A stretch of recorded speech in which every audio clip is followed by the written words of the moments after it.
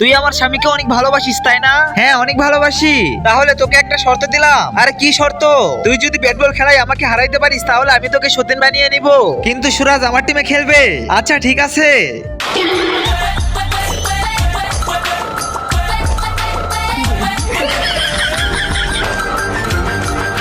আরে এত ছক্কা মারতেছে কেন? ইয়ে, আরে তুই এত ছক্কা মারতেছিস, দাঁড়া তোকে মজা দেখাইতেছি। আরে ধুর, সুরাজ তো আউট হয়ে গেল।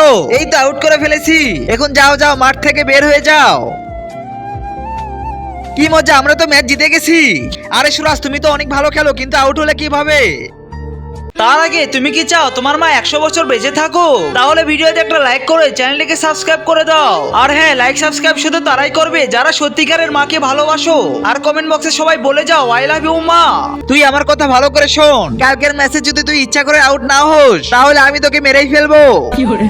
এই জন্যই আমরা ম্যাচটা হেরে গেলাম।